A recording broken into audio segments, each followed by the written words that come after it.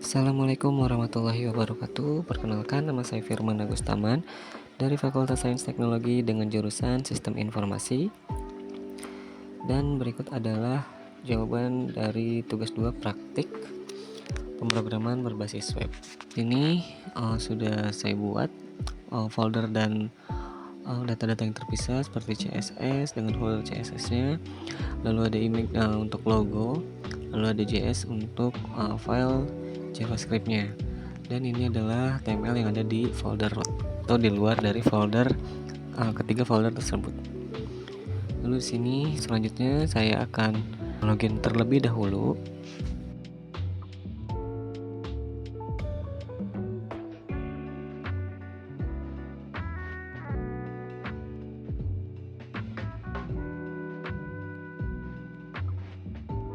Oke, setelah berhasil login, sini saya akan langsung masuk ke halaman stok bahan aja.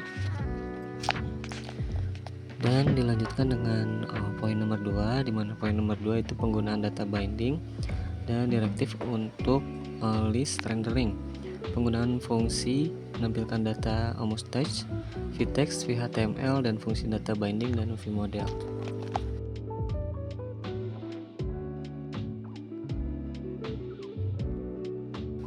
Contohnya adalah untuk UT daerah, di sini menggunakan select, lalu juga vmodel untuk memfilter daerah.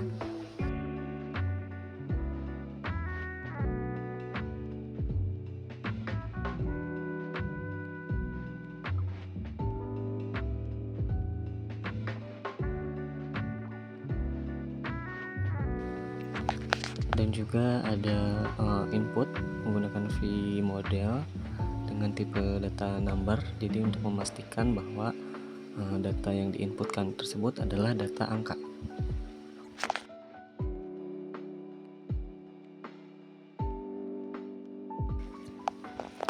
Selanjutnya untuk penggunaan mustex ini digunakan pada fungsi untuk menghitung panjang dan data tabel. Ketika tabel bentuknya berubah-ubah atau datanya berubah, maka mustex ini akan menampilkan data dari tabel tersebut, data secara keseluruhan pada kolom tabel.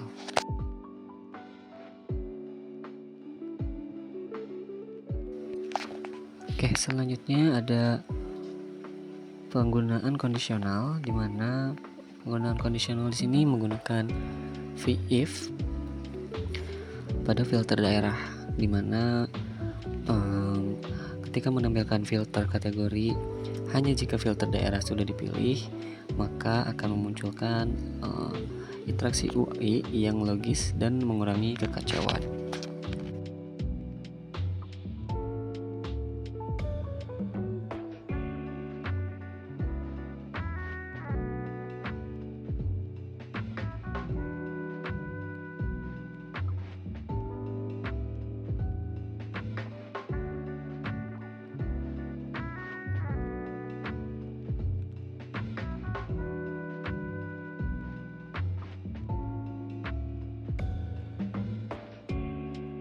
Selanjutnya adalah penggunaan computed property, di mana contoh codingnya adalah filter data pada JS, stock JS, dan untuk penggunaannya adalah ketika filter urut berdasarkan diubah, maka data yang ada pada tabel akan ikut berubah sesuai dengan data yang dipilih pada filter.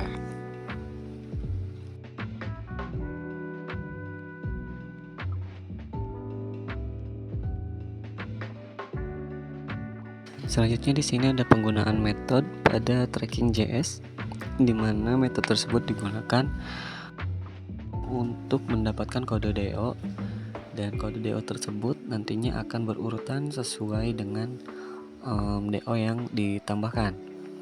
Di sini DO. Nah, ketika menambahkan DO tersebut disable ya, tidak bisa diklik dan akan bertambah secara otomatis. Selanjutnya penambahan watchers di sini pada tracking JS ya. Di sini pada tracking JS ditambahkan watchers digunakan untuk memantau perubahan pada pilihan paket dan menampilkan log konsol.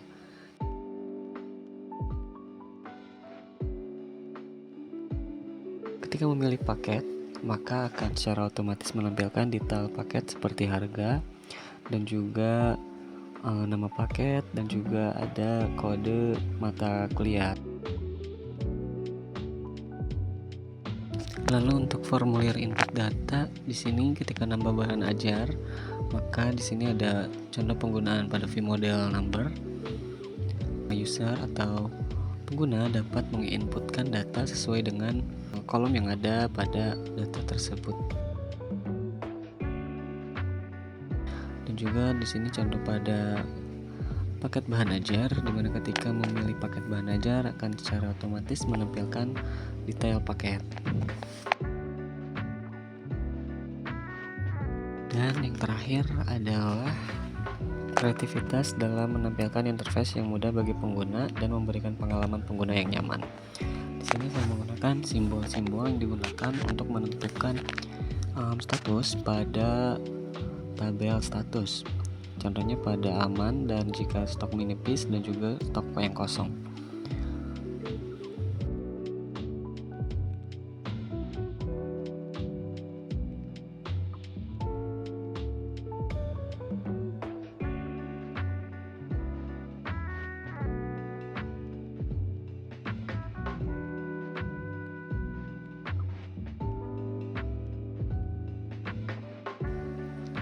Oke, baik. Mungkin sekian untuk pengerjaan tugas 2 pemrograman berbasis web dari saya. Mohon maaf bila masih banyak kekurangan dalam penyampaian tugas yang saya sampaikan saat ini. Mohon bimbingannya. Assalamualaikum warahmatullahi wabarakatuh.